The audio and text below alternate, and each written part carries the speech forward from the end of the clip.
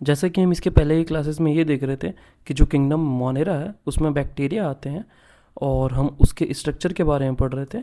और हमने cell envelope से स्टार्ट किया था।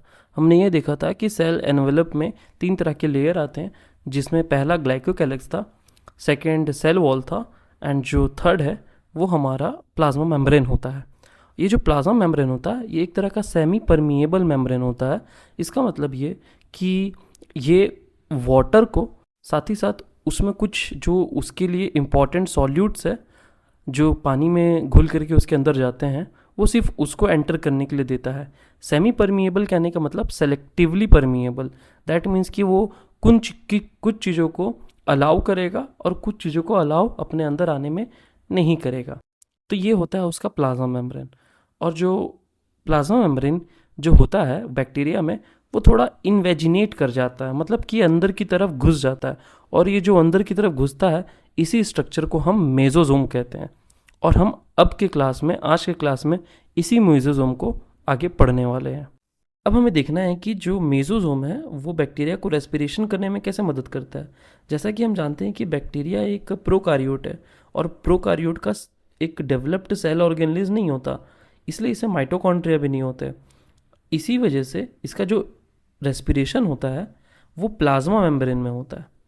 और जो इसका जो प्लाज्मा मेम्ब्रेन है वो एक तरह के इंजाइम को कंटेन करता है, उसको हम लोग बोलते हैं रेस्पिरेटरी इंजाइम। और उस रेस्पिरेटरी इंजाइम का नाम है सक्सिनेट डिहाइड्रोजनेस। कभी कभी क्या होता है, जो स्मूथ प्लाज्मा मेम्ब्रेन है वो ज़्यादा जगह नहीं दे पाता है इसको, सक्सिनेट इंजाइम को वहाँ पे रेस्पिरेशन करने के लिए, जिसके वजह से क्या होता है, ये जो प्लाज्मा मेम्ब्रेन है वो थोड़ा सा फोल्ड बना लेता है, अपना फोल्डिंग बना लेता है, मतलब कि अंदर की तरफ घुस जाता है। और ये जो अंदर की तरफ प्लाज्मा मेम्ब्रेन घुसता है, इसी स्ट्रक्चर को हम लोग मेसोजोम कहते हैं। और इसी मेसोजोम में, जो कि एक तरह का प्लाज्मा मेम्ब्रेन ही है, इसमें बहुत सारे सक्सिनेट एंजाइम्स यहाँ पे मौजूद होते हैं जो कि बैक्टीरिया को रेस्पिरेशन करने में मदद करते हैं। और ये जो इनफोल्डिंग होता है अंदर की तरफ प्लाज्मा मेम्ब्रेन का, इसके वजह से इसका जो सरफेस एरिया होता है वो बढ़ जाता है। और ये एक तरह का एरोबिक रेस्पिरेशन करता है। एरोबिक रेस्पिरेशन कहने का मतलब ये होता है कि जब हम ऑक्सीजन के प्रेजेंस में एनर्जी बनाएं, जैसे कि हम करते हैं, प्लांट्स करते हैं, ज़्यादातर एनिमल्स करते हैं। और एनारोबिक रेस्पिरेशन वो होता है जब हम विदाउट ऑक्सीजन एनर्जी बनाएं, जैसे ईस्ट करता है, और कुछ कुछ और बैक्टीरियाज जो होते हैं वो भी करते हैं। तो यहाँ तक का जो लेक्चर था प्लाज्मा मेम्ब्रेन से मेसोजोम तक का, ये लेक्चर थोड़ा हम इस तरह से विदाउट बोर्ड कर रहे हैं because of some technical issue. लेकिन आगे के जो लेक्चर्स जो अब प्लाज्मा मेम्ब्रेन के बाद मिलेंगे आपको, वो आपको मिलेंगे कंप्लीटली बोर्ड वाले। साइटोप्लाज्म के बारे में बताएं कि जो भी लिक्विड का पार्ट होता है, लिक्विड पार्ट होता है किसी बैक्टीरिया में या फिर किसी भी सेल में, जो ये जो लिक्विड पार्ट होता है जिसमें सारे सेल ऑर्गेनलिस कहने का मतलब ये है कि सेल के जो ऑर्गन्स होते हैं, जैसे सेल के ऑर्गन्स होते हैं माइटोकॉन्ड्रिया, सेल में होता है क्लोरोप्लास्ट। अगर ये प्लांट सेल है, एनिमल सेल में क्लोरोप्लास्ट नहीं होगा। ये क्लोरोप्लास्ट होता है जो फोटोसिंथेसिस में मदद करता है। तो ये प्लांट सेल में ही पाया जाएगा, जाहिर सी बात है, एनिमल सेल में तो पाया नहीं जाएगा। एंडोप्लाज्मिक होता है ये गोल्गी बॉडीज, ये सब साइटोप्लाज्म में पाए जाते हैं। बट बैक्टीरिया के सेल्स में ये सब नहीं है, मतलब ये सब एब्सेंट होते हैं। मेम्ब्रेन बाउंड सेल्स और क्या होते हैं बैक्टीरिया में, 70 राइबोसोम्स होते हैं, 80 राइबोसोम्स नहीं होते। और ये 70 राइबोसोम्स क्या करते हैं, एमआरएनए में बैठते हैं, और बैठने के बाद एमआरएनए उसको बताता है किस तरह का प्रोटीन उसको सिंथेसाइज करना है, तो उस तरह के प्रोटीन को वो सिंथेसिस करते हैं। ठीक है। और जब एक ही एमआरएनए में बहुत सारे राइबोसोम बैठ जाए, उसी को हम लोग पॉलीजोम या पॉलीराइबोसोम बोलते हैं। समझ में आ गया? अब आगे देखो, उसके बाद ये होता है क्रोमैटोफोर। अब जिस तरह क्लोरोप्लास्ट होता है प्लांट सेल में, उसी तरह ये जो क्रोमैटोफोर होता है ये बैक्टीरिया में पाया जाता है। बट सारे बैक्टीरिया में नहीं पाया जाएगा, कुछ बैक्टीरिया में पाया जाएगा जो फोटोसिंथेसिस करेंगे। फोटोसिंथेसिस कहने का मतलब क्या, सनलाइट के और पानी की मदद से, कार्बन डाइऑक्साइड की मदद से अपना खाना बनाना, खुद बनाना। तो मतलब कि वैसे बैक्टीरिया में ही होंगे जो बैक्टीरिया ऑटोट्रॉप्स होंगे। ऑटोट्रॉप्स कहने का मतलब अपना खाना खुद से बनाना, जैसे हम लोग हेटेरोट्रॉप्स से दूसरे पे डिपेंडेंट होते हैं। ठीक है। एग्जांपल में कौन बैक्टीरिया है, जैसे साइनोबैक्टीरिया। अब ये जो साइनोबैक्टीरिया है ना, इसमें होता है क्रोमैटोफोर। सारे बैक्टीरिया में क्रोमैटोफोर नहीं होंगे। तो प्लांट्स में जो काम क्लोरोप्लास्ट करता है वही काम बैक्टीरिया में कौन करता है? क्रोमैटोफोर करता है। और क्या करने में मदद करता है? फोटोसिंथेसिस करने में ये मदद करता है। समझ में आ गया? यहीं पे फंक्शन बता ही दिए। इसका फंक्शन क्या है? फोटोसिंथेसिस करना। क्रोमैटोफोर हो गया। अब देखो पाइलस, फिम्ब्रे एंड फ्लैजेला। अब देखो ये जो पाइलस होता है ना, एक elongated tube like cylindrical structure होता है जो कि एक स्पेशल प्रोटीन से बनता है। उस प्रोटीन का नाम है पाइलिन। अभी देखना है यहाँ पे, अब ये क्या करता है? ये पाइलस होगा इधर, इसमें देखो है ये स्ट्रक्चर बैक्टीरिया में। बैक्टीरिया की स्ट्रक्चर में एक ये पाइलस है और दूसरा है ये फिम्ब्रे। एक्चुअली पाइलस भी क्या है? प्लाज्मा मेम्ब्रेन का ही क्या इलोंगेटेड पार्ट ही है। पाइलस जो थोड़ा सा क्या हुआ, बाहर आ चुका है सिलेंडर के जैसा, और फिम्ब्रे पाइलस से थोड़ा छोटा है, थोड़ा छोटा है। अब देखो ये पाइलस का एक्चुअली में काम है क्या यहाँ पे? ये पाइलस ये क्या करता है? ये पाइलस ये एक स्पेशल प्रोटीन से बनता है जिसका नाम है पाइलिन। पाइलस किससे बनता है? पाइलिन से बनता है। अब इसका ये काम होता है ना, ये जेनेटिक रिकॉम्बिनेशन में मदद करता है, exchange of DNA between two bacteria. अब यहां पे समझो क्या है मैटर, यहां पे क्या है इसको देखते हैं थोड़ा सा।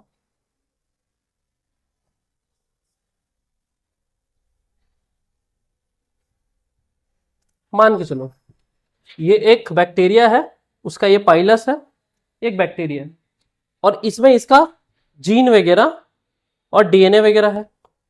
जीन डीएनए वगैरह सब इसी में है। यहां पे एक दूसरा बैक्टीरिया है, ये दूसरा बैक्टीरिया है। ये क्या करता है ना, ये बैक्टीरिया आएगा, ये बैक्टीरिया ए है, ये बैक्टीरिया बी है, ये आएगा और ये पाइलस क्या करेगा? इसके अंदर में इस तरह से ये पाइलस क्या करेगा?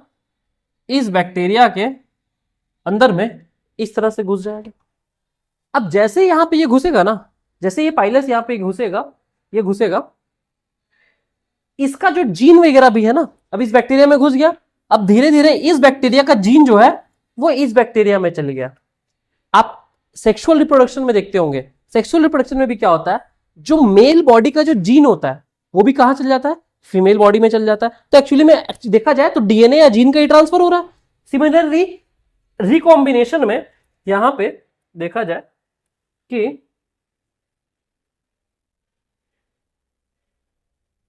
इसमें जेनेटिक रिकॉम्बिनेशन में ये क्या होता है, जो पाइलस होता है वो क्या होता है, जो सेकंड बैक्टीरिया है उसके अंदर घुस जाता है, और घुसने के बाद क्या करता है, ये जो डीएनए है ये डीएनए को कॉपी क्या कर देता है। ये देखो यहां पे एक चीज और आपको दिखाते हैं इसमें, जैसे यहां पे बैक्टीरिया का ये डीएनए है और यहीं पे एक डीएनए और पाया जा रहा है, इसमें है नहीं, जैसे ये डीएनए का एक पार्ट है छोटा सा जिसको बोल देते हैं प्लाज्मिड। किसका पार्ट होता है? ये डीएनए का ही पार्ट होता है। वो क्या करता है, इसमें इस बैक्टीरिया में अपना डीएनए मिला देगा। तो पाइलस क्या करेगा, दूसरे बैक्टीरिया के बॉडी में घुसेगा। अब जैसे दूसरे बैक्टीरिया के बॉडी में घुसेगा, अब देखो यहां पे ये जो ट्यूब बनाया, जैसे मैंने यहां पे भी अभी बनाया था, ये जो इस तरह से ट्यूब वगैरह बना दिया, इस ट्यूब को हम लोग बोलते हैं कंजुगेशन ट्यूब। Conjugation tube. जो पाइलस क्या करता है, एक बैक्टीरिया का पाइलस दूसरे बैक्टीरिया में जाकर के मिलता है और नया डीएनए बनाता है। अब आपको ये नहीं लग रहा कि एक तरह का ये रिप्रोडक्शन भी हो रहा है? जब नया डीएनए बनाया तो एक तरह का नया एक स्पीसीज बन गया, मतलब नया बैक्टीरिया बन गया। तो रिप्रोडक्शन जब बैक्टीरिया के बारे में पढ़ेंगे तब हम पढ़ेंगे कि बैक्टीरिया में रिप्रोडक्शन 3 तरह से होता है। पहला होता है बाइनरी फिजन, मतलब एक जो बैक्टीरिया है 2 पार्ट में टूटता है। दूसरा होता है एंडोस्पोर का बनना, जो आगे चल के पढ़ेंगे, एंडोस्पोर का बनना, और एंडोस्पोर का बैक्टीरिया में पूरा बदल जाना, अभी लास्ट में पढ़ना है इसको। और तीसरा होता है जेनेटिक रिकॉम्बिनेशन। तो जेनेटिक रिकॉम्बिनेशन की वजह से क्या होता है कि एक नया बैक्टीरिया ही कंप्लीटली बन करके रेडी हो जाता है यहां पे जेनेटिक रिकॉम्बिनेशन में। ठीक है, अब होता है फिम्ब्रे। फिम्ब्रे क्या होता है, ये ब्रिस्टल लाइक, मतलब ब्रिस्टल कहने का मतलब होता है ट्यूब लाइक होता है। और वो भी क्या होता है, एक तरह का जो बैक्टीरिया होता है उसका एक इस तरह से आउटग्रोथ होता है। ठीक है, और ये क्या करता है, बैक्टीरिया को अटैच होने में मदद करता है सबस्ट्रेट के बॉडी में, मतलब कोई भी होस्ट है उसके बॉडी में बैठने के लिए कौन मदद करता है, फिम्ब्रे मदद करता है। ठीक है, ये जो पाइलस होता है ये जेनेटिक दो बैक्टीरिया के जो डीएनए है उसको एक्सचेंज करने में मदद कौन करता है, पाइलस करता है। ठीक है, पाइलस घुसता है अंदर एक तरह से देखा जाए तो। ठीक है, और लास्ट हो जाता है हमारा फ्लैजेला। अगर कोई बैक्टीरिया मूवमेंट कर रहा है, जैसे हमारे मूवमेंट करने के लिए हमारे जो लेग्स होते हैं वो हेल्प करते हैं, उसी तरह बैक्टीरिया को मूवमेंट करने के लिए कौन हेल्प करता है, फ्लैजेला। फ्लैजेला क्या करता है, बैक्टीरिया को मूवमेंट में मदद करता है। सीलिया इसमें प्रेजेंट नहीं होता। सीलिया आगे चल के हम लोग पढ़ेंगे कि सीलिया और फ्लैजेला दोनों ही मूवमेंट करने में मदद करते हैं, बट बैक्टीरिया में क्या होता है, सीलिया होता नहीं है, क्या होता है, सिर्फ और सिर्फ फ्लैजेला होता है, और फ्लैजेला बैक्टीरिया को मूवमेंट करने में मदद करता है। देखिएगा ये है, दिस इज व्हाट, फ्लैजेला। ठीक है, यहाँ पे बैक्टीरिया है। अब ये जो फ्लैजेला है इसके तीन पार्ट्स होते हैं। एक को बोलते हैं हम लोग यहाँ पे बेसल बॉडी। ठीक है, एक को हम लोग यहाँ पे बोल देते हैं जो बाहर से चिपका हुआ रहता है वो बेसल बॉडी। उसके बाद एक हुक जैसा आता है यहाँ पे, इसको बोल देते हैं हुक। और लास्ट में जो थ्रेड जैसा दिख रहा है इसको क्या बोल देंगे, फिलामेंट। ठीक है, तो ये ऑरेंज वाला हमारा हो गया बेसल बॉडी, बीच वाला हुक हो गया, और लास्ट हो गया फिलामेंट। और ये जो फिलामेंट होता है ना, ये चारों ओर 360 डिग्री घूम सकता है, इसलिए बैक्टीरिया एक जगह रह करके चारों जगह जा सकता है। ठीक है, क्लियर है। तो बैक्टीरिया में, फ्लैजिला में कितना पार्ट्स होते हैं, एक होता है बेसल बॉडी, एक होता है हुक, और एक होता है फिलामेंट। जो फिलामेंट होता है, जो फ्लैजिलम होता है, ये फिलामेंट को हम लोग फ्लैजिलम भी बोलते हैं, ये 360 डिग्री घूम सकता है। तो दीज आर द, ये बैक्टीरिया के कुछ जो उसके पार्ट्स है उसके बारे में बात किया जाएगा। उसके बाद बैक्टीरिया में होता है एक और पार्ट। बैक्टीरिया में यहाँ पे अब देखोगे इसमें है कि नहीं, बैक्टीरिया के अंदर ही होता है, बैक्टीरिया के अंदर ही में ही होता है। जैसे मान के चलो बैक्टीरिया है, इस तरह से एक पार्ट होता है, उसको बोल देते हैं हम लोग इंक्लूजन बॉडी। अभी इंक्लूजन बॉडी क्या करता है, इंक्लूजन बॉडी होता है मेम्ब्रेनलेस, मतलब कोई प्रोटेक्शन नहीं है इसको, मेम्ब्रेनलेस होता है, नॉन लिविंग होता है, और साइटोप्लाज्म में प्रेजेंट है, कोई मेम्ब्रेन नहीं है, नॉन लिविंग है, और साइटोप्लाज्म में प्रेजेंट है। और ये क्या करता है, जैसे हमारा जो वेस्ट मटेरियल, हमारा जो फूड होता है, एक्सेस फूड, जैसे हम लोग खाना खा लिए, अब जितना खाए उतना कैलोरीज दिन भर में यूज कर लिए, तो बॉडी जितना खाया उतना कैलोरी यूज कर लिया, बॉडी मेंटेन है। बट जितना कैलोरी खाया उससे कम यूज किया, तो वो जो बचे, जो एक्स्ट्रा कैलोरीज बच गए, जो यूज नहीं हो पाए, वो किस तरह से हमारे बॉडी में कन्वर्ट होंगे, फैट के रूप में कन्वर्ट होंगे। अब जब वो फैट के रूप में होंगे तो वो फैट एक तरह का हमारा स्टोर्ड एनर्जी हो जाएगा, हमारा बॉडी उसको स्टोर करके रख लेगा। सिमिलरली ये जो इंक्लूजन बॉडी जो होता है बैक्टीरिया में, ये एक तरह का ऐसा पार्ट होता है बैक्टीरिया का, इंक्लूजन बॉडी, जो स्टोर्ड फूड को क्या करता है, स्टोर करके रखता है। फूड को क्या करेगा, ये स्टोर करके रखेगा, साथ ही साथ वेस्ट मटेरियल को क्या करेगा, स्टोर करके रखेगा। इंक्लूजन बॉडी फूड और क्या करेगा, इसको वो करेगा, स्टोर करके रख लेगा। ठीक है, अब इसके बारे में बताया था आपको, गैस वैक्यूल बैक्टीरिया में पाया जाता है। गैस वैक्यूल को हम लोग सीडो वैक्यूल भी बोलते हैं, वैक्यूल मतलब झोला जैसा बोल सकते हैं, सूडो वैक्यूल। जब भी ये सूडो आएगा ना वर्ड, सूडो मतलब होता है फॉल्स या झूठा। ठीक है, सूडो जब भी आएगा तो वो होगा फॉल्स या फिर झूठा। ये गैस वैक्यूल बैक्टीरिया में क्या करता है, ये वैक्यूम होता है, इसके अंदर ज्यादा कुछ होता नहीं है, और ये बैक्टीरिया को क्या करता है, पानी में तैरने में मदद करता है। जैसे ये तैर रहा है ना, बैक्टीरिया नीचे डूब नहीं रहा है, दैट मीन्स कि ये जो गैस वैक्यूल है ये इसको पानी बियॉन्सी प्रोवाइड कर रहा है, मतलब इसको डूबने नहीं दे रहा है। ठीक है, this is the function of किसका, गैस वैक्यूल का। और इंक्लूजन बॉडी क्या है, हम लोग सवाल जब मेन आएगा ना, what is the function of inclusion body, तो आएगा फूड स्टोर करता है, वेस्ट मटेरियल स्टोर करता है, both A and B, no one, तो बोथ ए एंड बी लगा देंगे, हो गया सही आंसर। समझ में आ गया, आगे।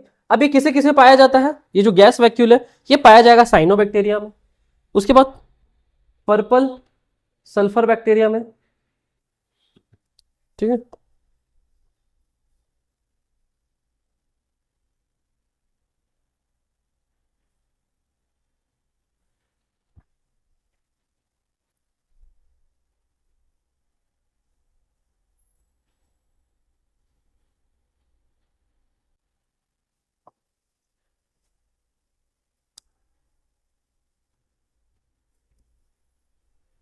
क्लियर।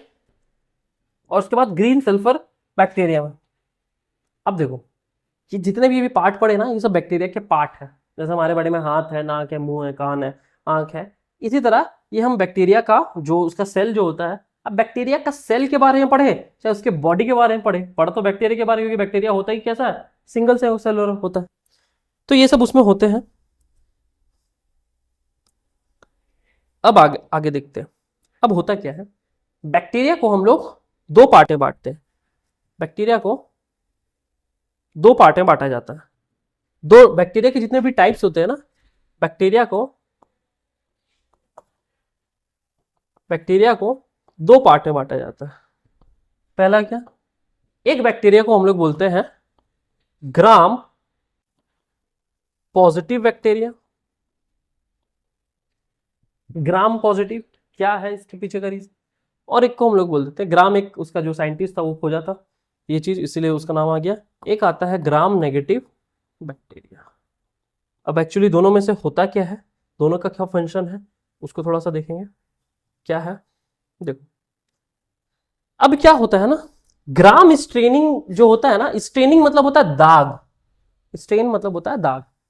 अब जो ग्राम स्टेन होता है ना, एक तरह का प्रोसेस है, एक तरह का प्रोसेस है बैक्टीरिया के टाइप को पता करने के लिए।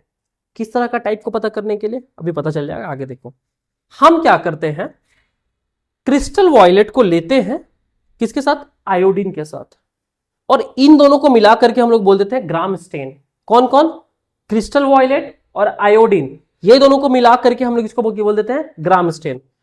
ये अब जब इसको लेते हैं, क्रिस्टल वॉयलेट और आयोडीन को लेंगे, मतलब ग्राम स्टेन को लेंगे और बैक्टीरिया में डालेंगे, तो बैक्टीरिया, कुछ बैक्टीरिया कैसे हो जाएंगे, पूरे पर्पल, सारे बैक्टीरिया कैसे हो जाएंगे, पर्पल हो जाएंगे।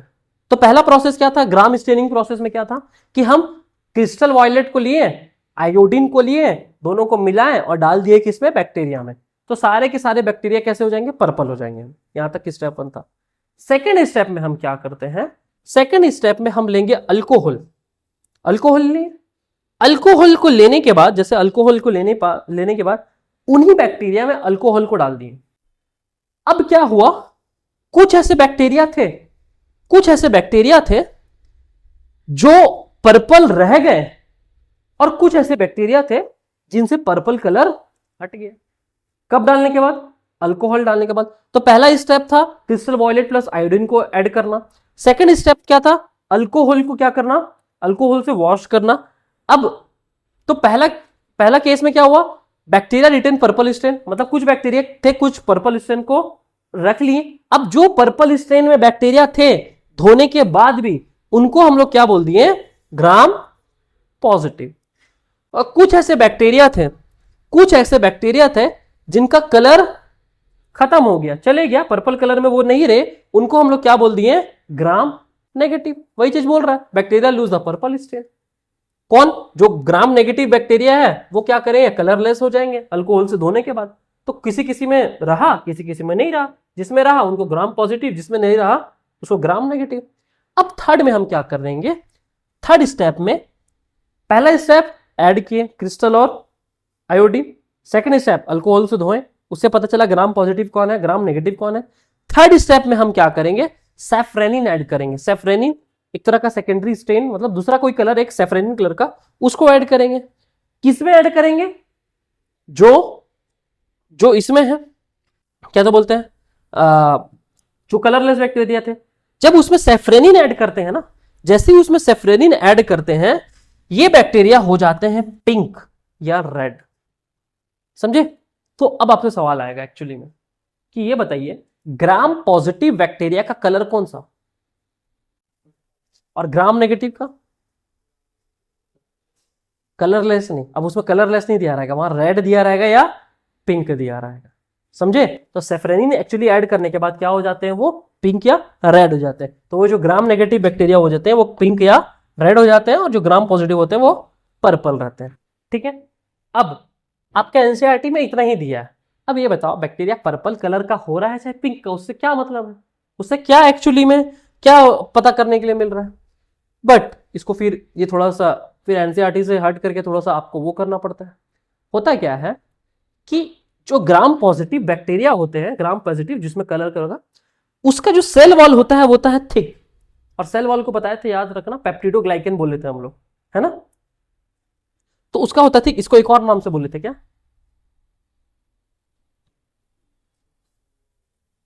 पेप्टिडोग्लाइकन को एक और नाम से बोले थे हम लोग, म्यूरिन, है ना, पेप्टिडोग्लाइकन। तो इसका जो ग्राम पॉजिटिव बैक्टीरिया का जो सेल वॉल होता है ना, वो थोड़ा सा थिक होता है, और थिक होने की वजह से क्या होता है, पर्पल कलर को वो अपने में शामिल करके रखता है इवन आफ्टर अल्कोहल वॉश करने के बाद। तो ग्राम पॉजिटिव बैक्टीरिया वैसे बैक्टीरिया जिनका जो सेल वॉल होगा वो कैसा होगा, थिक होगा। तो एक्चुअली इसी को फाइंड करने के लिए वो क्या किया, वो किया, ठीक है। और ग्राम बैक्टीरिया का जो ग्राम नेगेटिव का जो पतला चीज है, उसको ज्यादा पकड़ पकड़ के रखेगा नहीं कलर, जब उसको अल्कोहल से धोए तो वो क्या हुआ, खत्म हो गया, alcohol removes the purple stain. जब उसको सैफरिन लिया गया तो वो क्या, पिंक लगने लग गया, समझ में आ गया। तो उसका कैसा वो सेल वॉल था, थिन था, ठीक है। अब देखो, तो ये जो ग्राम स्टेनिंग का जो प्रोसेस है ना, ये प्रोसेस को किया जाता है बैक्टीरिया को उसके सेल वॉल के थिकनेस के बेसिस पे डिवाइड करने के लिए। तो gram bacteria is used to classify, bacteria को किस बेसिस पे, सेल वॉल के स्ट्रक्चर के बेसिस पे उसको क्लासिफाई करने के लिए इस ग्राम स्टेनिंग के प्रोसेस को हम लोग क्या करते हैं, यूज करते हैं सेल वॉल के इसमें, ठीक है। और किस पे बेस्ड होता है, कि जो पेप्टिडोग्लाइकन है उसके थिकनेस पे ही बेस्ड हो रहा है। पेप्टिडोग्लाइकन अगर पतला तो ग्राम नेगेटिव, मोटा तो पॉजिटिव, यही बात है। अगर पॉजिटिव है तो पर्पल कलर, नेगेटिव है तो पिंक कलर या कलरलेस, ठीक है। वही बोल रहा कि Gram positive bacteria have a thick peptidoglycan and no outer membrane. अब देखो एक चीज और, जो ग्राम बैक्टीरिया होता है ना, जैसे मान के चलो कि हमने देखा था कि जो एनवलप होता था ग्लाइकोकैलेक्स था, फिर सेल वॉल था, फिर एक सेल वॉल है, फिर प्लाज्मा मेम्ब्रेन है। तो ग्राम नेगेटिव बैक्टीरिया में ये देखा कि सेल वॉल के बाद एक और एडिशनल एक्स्ट्रा लेयर है ग्राम नेगेटिव बैक्टीरिया में। क्यों, क्योंकि पतला है, जब थिकनेस उसका पतला रहेगा तो उसको और एक और प्रोटेक्शन चाहिए। तो उसके चक्कर में इसको ग्राम जो नेगेटिव बैक्टीरिया, उसमें एक एक्स्ट्रा आउटर मेम्ब्रेन पाया जाता है, उसमें एक एक्स्ट्रा। बट ग्राम पॉजिटिव में वो एक्स्ट्रा नहीं, क्योंकि उसका जो सेल वॉल ही है वो क्या, पेप्टिडोग्लाइकन, ठीक है, समझे। ये सब लिखे तो नहीं है ना, हम क्या करेंगे ना, इसको आपको भेजेंगे ग्रुप में, आप इसको उतारिएगा, ठीक है। बेटर रहेगा एक ही बार फेयर कीजिए, जैसे 12th वाले करते हैं, और किसी दिन लगेगा लिखाना उस दिन लिखाएंगे। चलो, अब वहां पे हो गया। अब देखो, बैक्टीरिया को उसके सेल वॉल के बेसिस पे दो पार्ट में बांट दिए, ग्राम पॉजिटिव और ग्राम नेगेटिव। अब हम यहां पे क्या करते हैं ना, किंगडम मोनेरा जो है, किंगडम मोनेरा को हम क्लासिफाई करते हैं। मोनेरा में क्या आते हैं, बैक्टीरिया ही आते हैं, जाहिर सी बात है। अब किंगडम मोनेरा में कितने तरीके के बैक्टीरिया होंगे, उसका क्या क्या नाम होगा, उनके क्या क्या फंक्शंस होंगे। अभी तो हम देखिए ओवरऑल बैक्टीरिया का स्ट्रक्चर देख लिए कि बैक्टीरिया एक्चुअली बनता कैसे है, लेकिन अब देखेंगे कि बैक्टीरिया के कितने क्लासिफिकेशन होते हैं, मतलब कितने कितने टाइप्स हैं बैक्टीरिया को हम बांट सकते हैं किंगडम मोनेरा को। तो देखो, हम बैक्टीरिया को या फिर मोनेरा को हम लोग 3 पार्ट में क्लासिफाई करते हैं। आपको जब पढ़ रहे होंगे तो आप देखे होंगे, हम बताए होंगे माइकोप्लाज्मा के बारे में। माइकोप्लाज्मा जो दुनिया का सबसे छोटा बैक्टीरिया होता है, ये बताया था, ठीक है। तो जो किंगडम मोनेरा में जो है क्या है, किंगडम मोनेरा को हम लोग 3 पार्ट में क्लासिफाई करते हैं। पहला हम लोग बोल देते हैं यू बैक्टीरिया, ठीक है। दूसरा हम लोग बोल देते हैं आर्कियोबैक्टीरिया, आर्कियोबैक्टीरिया, और तीसरे हम लोग बोल देते हैं माइकोप्लाज्मा। पहला यू बैक्टीरिया, दूसरा आर्कियोबैक्टीरिया, और तीसरा माइकोप्लाज्मा। अब ये जो यू बैक्टीरिया है ना, इसी को ही माना जाता है कि यही क्या है, ट्रू बैक्टीरिया है। यू बैक्टीरिया को ही माना जाता है कि यू बैक्टीरिया कैसा बैक्टीरिया है, ट्रू बैक्टीरिया है। और यही जो यू बैक्टीरिया है ना, इसके 3 टाइप्स होते हैं। एक को बोलते हैं साइनोबैक्टीरिया, इसका एक और नाम है साइनोबैक्टीरिया का ब्लू ग्रीन एल्गी, बीजीए बोल देते हैं। दूसरा नाम है कीमोसिंथेटिक बैक्टीरिया, कीमोसिंथेटिक बैक्टीरिया, और तीसरा नाम है हेट्रोट्रोपिक बैक्टीरिया, समझे। तो पता चला मोनेरा को कितने पार्ट बांटे, 3, यू बैक्टीरिया, फिर आर्के बैक्टीरिया एंड लास्ट माइकोप्लाज्मा। उसके बाद यू बैक्टीरिया के 3 टाइप, साइनोबैक्टीरिया, कीमोसिंथेटिक और हेट्रोट्रोपिक। साइनो, कीमो और हेट्रो। साइनोबैक्टीरिया इसी को हम लोग क्या बोल देते हैं, ब्लू ग्रीन एल्गी, ठीक है। एल्गी नहीं है एक्चुअली, नाम में एल्गी है बस, बट एक्चुअली है क्या, वो बैक्टीरिया ही है। समझे? अब ये जो साइनोबैक्टीरिया होता है ना, ये कैसे होते हैं, ये अभी पता चली गया बैक्टीरिया किस ग्रुप से बिलोंग करता है, प्रोकार्योटिक से ही करता है। और साइनोबैक्टीरिया किस तरह के बैक्टीरिया हैं, एक तरह के यू बैक्टीरिया है, यू बैक्टीरिया का टाइप ही है ना साइनोबैक्टीरिया। अब ये क्या होता है, इनको ब्लू ग्रीन एल्गी भी बोला जाता है, क्योंकि इनमें ब्लू ग्रीन कलर के पिगमेंट्स आ जाते हैं, कलर आ जाते हैं, दिखने लगते हैं बैक्टीरिया, इसलिए इनको बोला जाता है। अब क्या होता है, आप इसको ध्यान दिए होंगे, कभी कभी किसी को देखना है, धोबिया तालाब कभी चले गए या कोई तालाब वगैरह देख लिए, तो आप देखोगे कि हरा हरा कलर का पूरा उसके ऊपर बैठ जाता है, that is what, that is blue green algae, या उसी को हम लोग बोल देते हैं बैक्टीरिया, यही साइनोबैक्टीरिया। अब ये क्या करता है, अब देखो, अब इस चीज को जो मैंने अभी बताया आपको, ये आप नॉर्मल कहीं इधर भी देखोगे, मतलब इसमें भी, जमीन में भी देखोगे, पानी में तो देख ही रहे, तो मतलब कि ये जो ब्लू ग्रीन बैक्टीरिया है, मतलब ये अपना जो ये साइनोबैक्टीरिया है, ये पानी में भी रह सकता है और जमीन में भी रह सकता है, मतलब एक्वेटिक भी होते हैं और टेरेस्ट्रियल भी होते हैं। उसके बाद ये क्या कर सकते हैं, ये फोटोसिंथेटिक कर सकते हैं, फोटोसिंथेसिस ये कर सकते हैं, मतलब ऑटोट्रॉप्स होते हैं और जनरली नॉन मोटाइल होते हैं, मतलब ये एक जगह से दूसरी जगह नहीं जाए, मूव नहीं कर सकते, इसलिए कैसे होते हैं, नॉन मोटाइल होते हैं। ठीक है,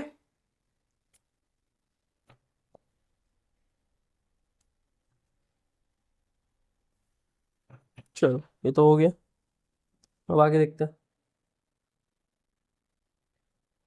अब यही जो बैक्टीरिया होते हैं ना, ये बैक्टीरिया का स्ट्रक्चर इसमें दिखाया गया है कि जो साइनोबैक्टीरिया होते हैं, इसका स्ट्रक्चर एक दिखाया गया कि जब इसको देखा जाता है, इन साइनोबैक्टीरिया को देखा जाता है, तो देखा जाता है कि इस तरह से वो एक स्ट्रक्चर बनाते हैं, मतलब उसका स्ट्रक्चर देखा जाए तो इस तरह से स्ट्रक्चर रहेगा, फिर एक बड़ा सा रहेगा, फिर एक छोटा छोटा फिर रहेगा, इस तरह की स्ट्रक्चर। वही चीज यहाँ पे बना हुआ है, इधर है छोटे छोटे, तो ये जो छोटे छोटे जो पैचेस यहाँ पे दिख रहे हैं, छोटे छोटे जो बॉक्स दिख रहे हैं, इसको बोल देते हैं वेजिटेटिव सेल।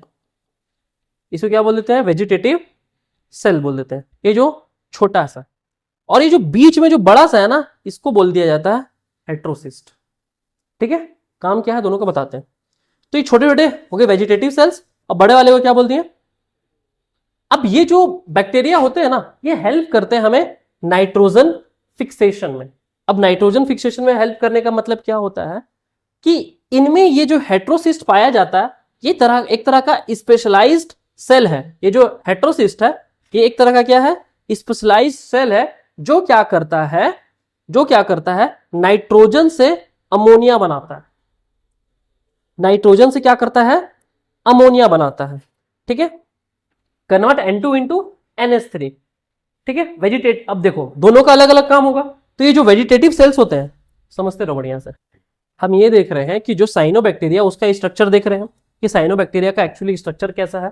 साइनोबैक्टीरिया फोटोसिंथेसिस कर सकते हैं, साथ ही साथ साइनोबैक्टीरिया में इस तरह का स्ट्रक्चर होता है जिसको हम लोग वेजिटेटिव सेल्स बोलते हैं, और जो बड़ा सा स्ट्रक्चर है इसको हम लोग क्या बोल देते हैं, हेट्रोसिस्ट। जो वेजिटेटिव सेल्स होते हैं, मतलब ये सब जो सेल्स मैंने बताए हैं, ये एक्चुअली काम करेंगे किसका, फोटोसिंथेसिस का। और ये क्या करेंगे, कार्बन डाइऑक्साइड को यूज करके क्या करेंगे, ग्लूकोज बनाएंगे, जो उसको एनर्जी एक्चुअली में लास्ट में देगा। But when it comes to heterocyst ये यहां पे क्या करता है, जो नाइट्रोजन होते हैं उसको अमोनिया में कन्वर्ट करता है। तो ये जो नाइट्रोजन का अमोनिया में जो बदलाव होता है ना, एक एंजाइम की मदद से बदलाव होता है। यहां पे एक एंजाइम इसका पाया जाता है जिसका नाम है नाइट्रोजनेस। इस नाइट्रोजनेस के एंजाइम के मदद से क्या होता है कि जो नाइट्रोजन होता है उसका वो क्या बनता है, किसमें चेंज होता है, अमोनिया में चेंज होता है। और नाइट्रोजन का अमोनिया में चेंज होना ही क्या कहलाता है, नाइट्रोजन फिक्सेशन। समझ आ गया, नाइट्रोजन का किसमें चेंज होना, अमोनिया में चेंज होना ही कहलाता है नाइट्रोजन फिक्सेशन, जो किसकी मदद से होता है, नाइट्रोजनेस की मदद से होता है, नाइट्रोजनेस एंजाइम की मदद से होता है। समझ में आ गया। अब देखो, ये जो साइनोबैक्टीरिया है ना, ये साइनोबैक्टीरिया जो है, ये साइनोबैक्टीरिया 3 तरह के होते हैं। एक को बोल देते हैं यूनिसेलुलर, दूसरे को बोल देते हैं कोलोनियल, और तीसरे को बोल देते हैं फिलामेंटस। तो अभी जो मैंने आपको यहां पे ये बताया कि ये नाइट्रोजन फिक्सेशन करते हैं और इसमें वेजिटेटिव सेल्स और हेटेरोसिस्ट होते हैं, एक्चुअली यही वो पार्ट है, यही वो बैक्टीरिया है। वो किस तरह का बैक्टीरिया है? फिलामेंटस बैक्टीरिया है, जो इस तरह का फिलामेंट जैसा स्ट्रक्चर शो कर रहा है। ठीक है, तो वही बता रहे हैं कि कौन से बैक्टीरिया में हेटेरोसिस्ट होगा? Filamentous bacteria. जो किस तरह का बैक्टीरिया का टाइप है? साइनोबैक्टीरिया का एक टाइप है। तो बैक्टीरिया के 3 टाइप थे, यू बैक्टीरिया, फिर सेकंड क्या था? यू बैक्टीरिया, फिर अभी बताया था ना, क्या था? कीमो से कुछ याद आ रहा है क्या? Chemosynthetic bacteria. और लास्ट है हेटेरोट्रॉपिक बैक्टीरिया। तो यू बैक्टीरिया के ही टाइप है। तो अभी हम किसके बारे में पढ़ रहे हैं? साइनोबैक्टीरिया। इसी के कितने पार्ट्स? साइनोबैक्टीरिया के, और अभी हम किसके बारे में पढ़ रहे हैं?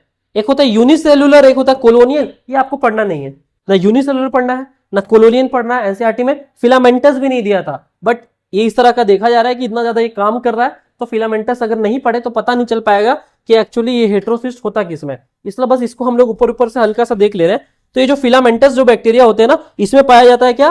हेटेरोसिस्ट। और ये जो हेटेरोसिस्ट होता है, यही क्या करता है? नाइट्रोजन फिक्सेशन करता है। ठीक है, जैसे कि एग्जांपल एक क्या है? नॉस्टॉक है। जैसे ये जो फिलामेंटस बैक्टीरिया, इसका एक एग्जांपल क्या है? नॉस्टॉक है। मतलब साइनोबैक्टीरिया का एक एग्जांपल क्या है? नॉस्टॉक है, जिसमें फिलामेंट है। और एनाबेना, नॉस्टॉक और एनाबेना। उसके बाद एक एक्सेप्शन क्या है?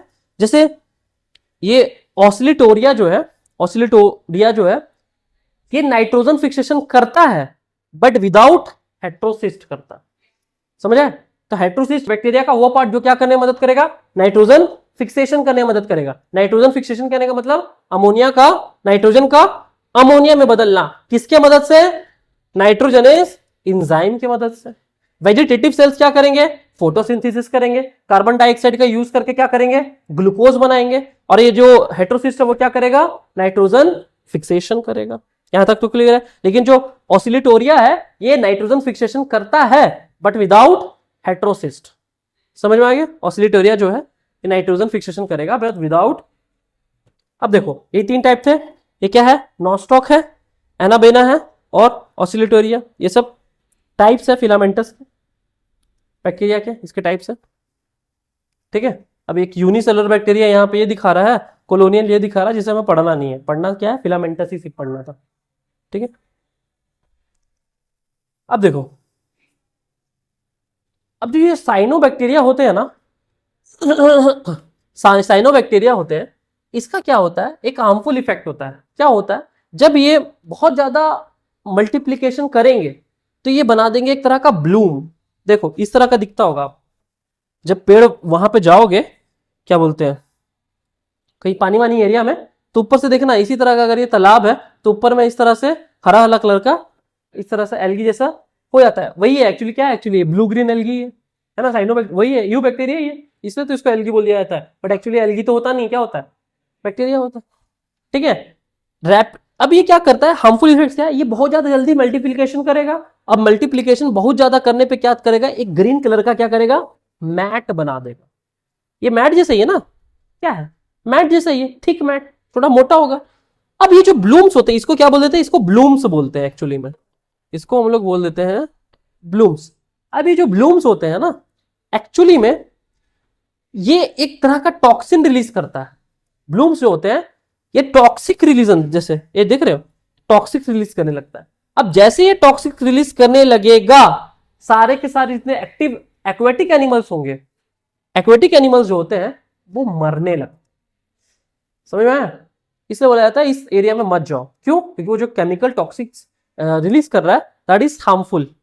ठीक है, अब ये जो साइनोबैक्टीरिया है, ये अपना जो फूड जो स्टोर करता है ना, वो 3 तरह से करता है। एक को हम लोग बोलते हैं साइनोफाइसियन स्टार्च, दूसरे को बोलते हैं साइनोफाइसियन ग्रेन्यूल्स, और तीसरे को बोलते हैं वॉल्यूटिन ग्रेन्यूल्स, जिसका एक और नाम है पॉलीफॉस्फेट रिजर्व। मतलब जो फॉस्फेट होता है उसके रिजर्व को ये रखता है, फॉस्फेट के, उसी को हम लोग बोल देते हैं क्या? Polyphosphate reserve. तो ये कुछ नहीं है, बस इसको नाम याद रखना है कि जो साइनोबैक्टीरिया है वो फूड को कितने तरीके से स्टोर करता है। तो 3 तरीके से करता है। क्या? साइनोफाइसियन, दूसरा स्टार्च, दूसरा साइनोफाइसियन ग्रैन्युअल्स, और तीसरा पॉलीफॉस्फेट रिजर्व जिसको बोलते हैं वॉल्यूटिन ग्रैन्युअल्स। ये 3 है, इसी से शायद क्वेश्चंस वगैरह आ सकते हैं। अब इसके एग्जांपल्स क्या है साइनोबैक्टीरिया के, जैसे एनाबेना है, नोस्ट्रा क्या ऑसिलेशन है, ओलोजीरा है, और स्पाइरुलिना है।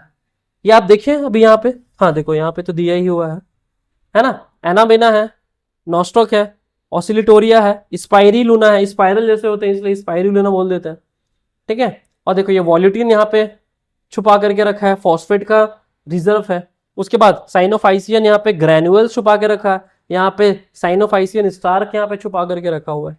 समझ में आ गए। तो बैक्टीरिया के हम यहाँ पे साइनोबैक्टीरिया का क्या क्या देखें, हार्मफुल इफेक्ट्स देखें, कहाँ फूड स्टोर करता है वो देखें, और इसके क्या क्या एग्जाम्पल्स है, ठीक है। थोड़ा हम डिटेल में पढ़ा दे रहे हैं, बट इतना डिटेल में है नहीं बुक में, ठीक है। बट अगर डिटेल नहीं पढ़ा है तो फिर जंप होगा, और जंप जब हो जाएगा समझ नहीं आएगा, क्योंकि जंप हो रहा है, टॉपिक पता ही नहीं चल रहा, ठीक है। अब नेक्स्ट आता है हमारा माइकोप्लाज्म और Archie bacteria.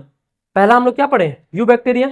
Second you bacteria में क्या क्या, पहला था blue green algae, second chemosynthetic, और तीसरा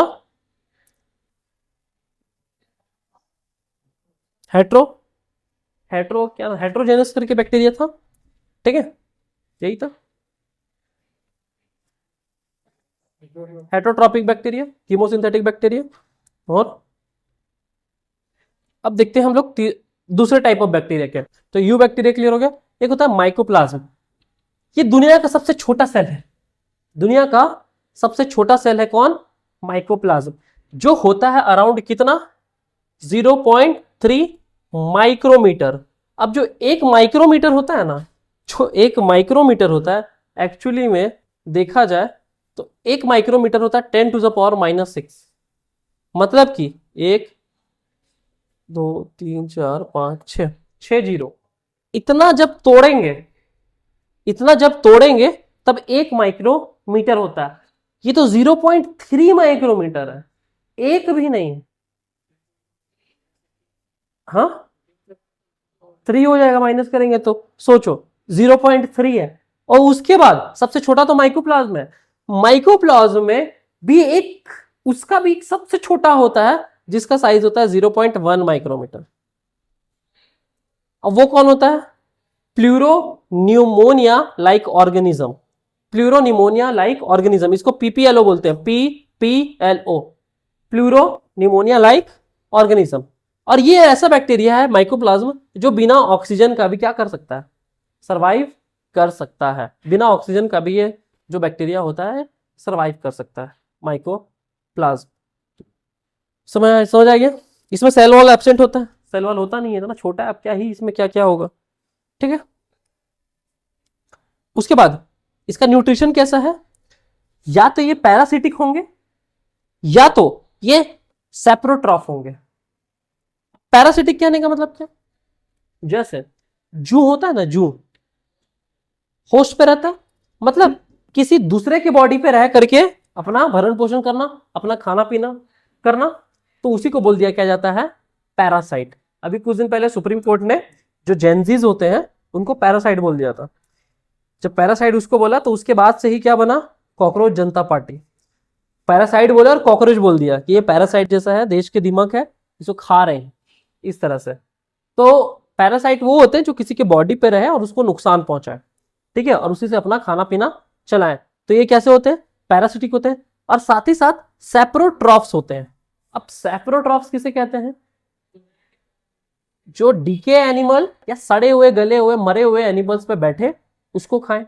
तो ये माइकोप्लाज्म होता है ना, ये यही होता है, या तो वो पैरासिटिक होंगे या तो वो कैसे होंगे, सेप्रोट्रॉफ्स होंगे।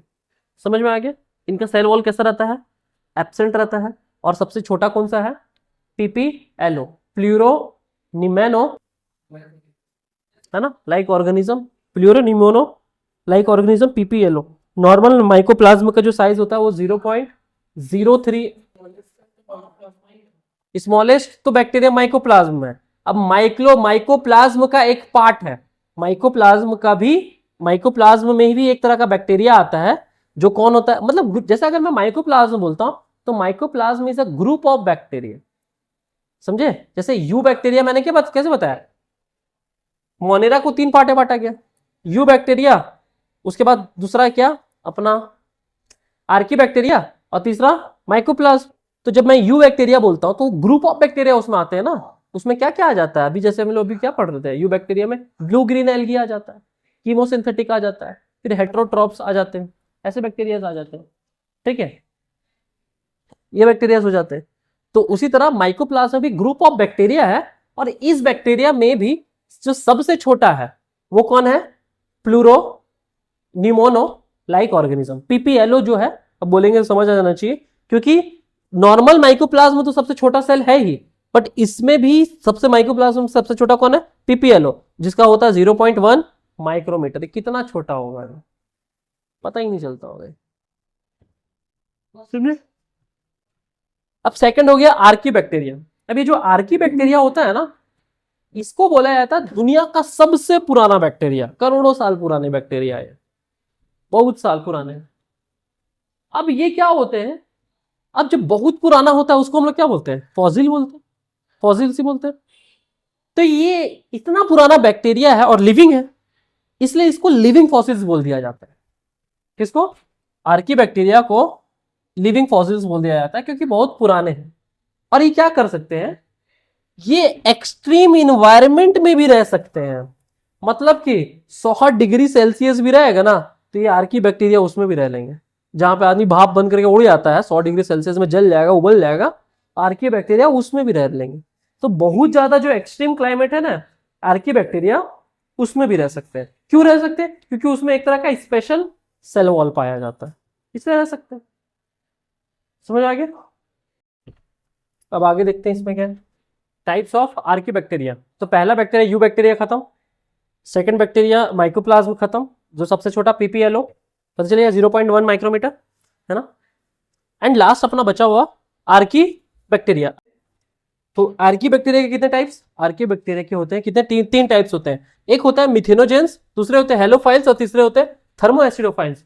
जो मिथेनोजेंस होते हैं वो क्या करते हैं, वो ऐसे बैक्टीरिया होते हैं जो मीथेन को प्रोड्यूस करते हैं। कहां कहां पाए जाएंगे, जो दलदल वाले एरिया, मार्शी एरिया है वहां पाए जाएंगे। सेकंड, जो राइस फील्ड्स होते हैं वहां पाए जाते हैं। और third, rumen of cattle, cattle के रूमेन में पाए जाते हैं। रूमेन मतलब एक होता है, एक स्टमक, एक चैम्बर होता है जो सेल्यूलोज को डाइजेस्ट करने में मदद करता है, उसी को हम लोग कह देते हैं रूमेन, वहां पे पाए जाते हैं। तो मिथेनोजेंस हो गया। सेकंड होता है हेलोफाइल्स, हेलोफाइल्स कहां पाए जाएंगे, हेलोफाइल्स पाए जाएंगे जो भी सॉल्टी एरियाज है, नमक वाले एरियाज है वहां पे। तो आप यहां पे देख सकते हो कि जो एक्सट्रीम कंडीशन है वहां पे भी ये जो आर्की बैक्टीरिया है ये सब पाए जा रहे हैं। और लास्ट हमारा आ जाता है थर्मोएसिडोफाइल्स। ये क्या होता है, मतलब ये बहुत ही ज्यादा हाई टेम्परेचर में पाए जाते हैं, मतलब 100 डिग्री सेल्सियस में भी ये पाए जा सकते हैं। 100 डिग्री सेल्सियस में आदमी खत्म हो जाएगा, 50-60 में तो न मरने लगता है, 54 में, ठीक है, 100 में से उबलने लगता है, पानी उबल रहा है, ठीक है। और live in acidic conditions about, और साथ ही साथ ये हाई टेम्परेचर में तो रह ही सकता है, साथ ही साथ एसिडिक जो वो कंडीशन है, हाईली एसिडिक, मतलब जो पीएच वैल्यू जो 2 है, ये तो हाईली एसिडिक हो गया। अब जो हाईली एसिडिक है वहां पे भी ये थर्मो एसिडोफाइल्स, ये वहां पे भी क्या हो सकता है, रह सकता है। समझे? हो गया। अब रेस्पिरेशन इन बैक्टीरिया, इसमें रेस्पिरेशन क्या होता है, कैसे होता है, अब यहां पे समझो। दस एक्चुअली बैक्टीरिया को 2 पार्ट में बांटा गया है। एक को हम लोग बोल देते हैं एरोब्स, बैक्टीरिया को रेस्पिरेशन के अकॉर्डिंग बांटा गया। एक को बोल देते हैं एरोब्स और दूसरे को बोल देते हैं एनएरोब्स। समझे?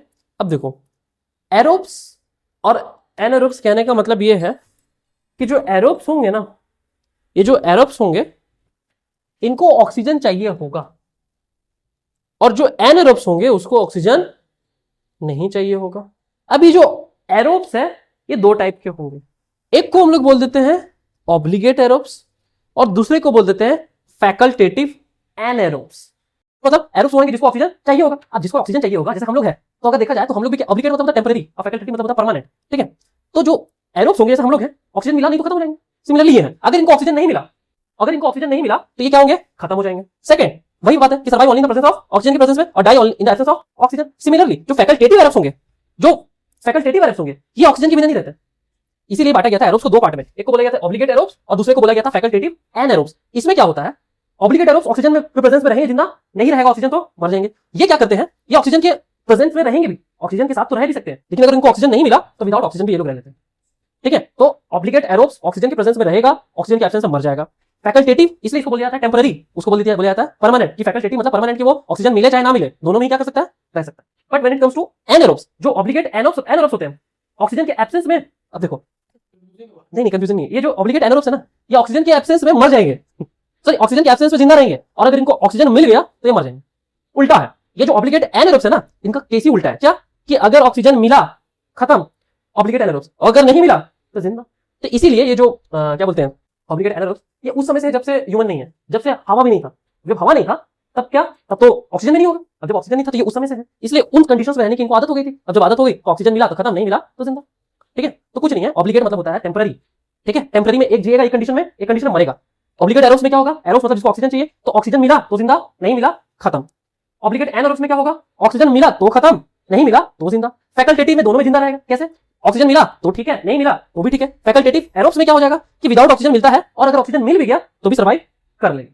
ठीक है, तो एरोब्स है एनाएरोब्स है, क्लियर है, एक बार पढ़ोगे हो जाएगा। ऑब्लिगेट एरोब्स, फैकल्टेटिव एनाएरोब्स,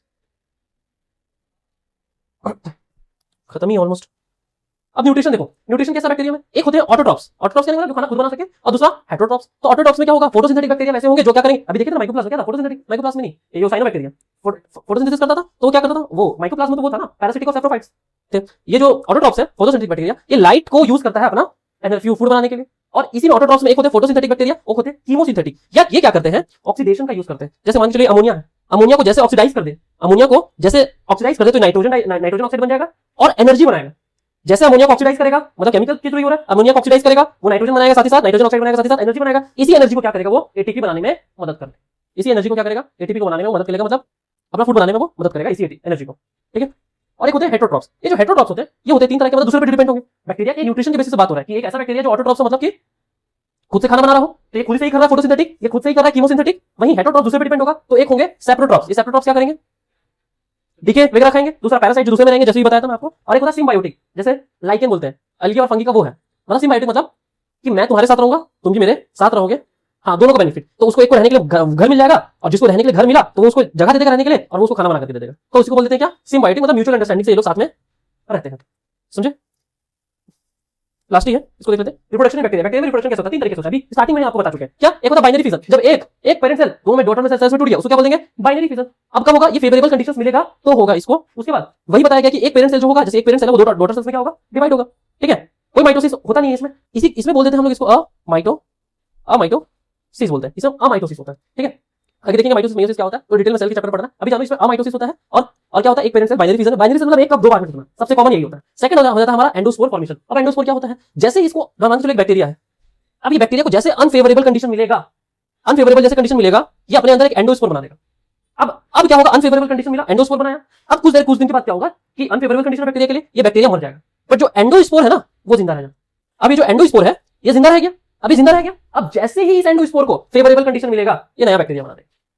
समझे, वही चीज है क्या, ऑकर्स इन अनफेवरेबल कंडीशन में स्टार्ट होता है, endospore forms inside the bacteria के अंदर बनता है। The endospore have a thick protective covering, protective covering होता है एंडोस्पोर वो जो स्पोर होता है। और जब जैसे ही फेवरेबल कंडीशन आता है, एंडोस्पोर किसे बन जाता है, नया बैक्टीरिया में बन जाता है। और लास्ट हो गया, ये भी आपको बता दिए हैं कि जेनेटिक रिकॉम्बिनेशन, दो डीएनए जब एक साथ मिलेंगे, जेनेटिक रिकॉम्बिनेशन होगा। इसमें क्या होगा, दो बैक्टीरिया का डीएनए एक साथ मिलेंगे, और ये प्रिमिटिव टाइप का सेक्सुअल रिप्रोडक्शन है, मतलब सेक्सुअल तो नहीं है, क्योंकि सेक्सुअल इसलिए नहीं क्योंकि इसमें गैमेट्स का ट्रांसफर नहीं हो रहा है, इसमें डीएनए का बस ट्रांसफर हो रहा है, और दोनों मिलकर क्या कर रहे हैं, एक नया बैक्टीरिया बना देते हैं।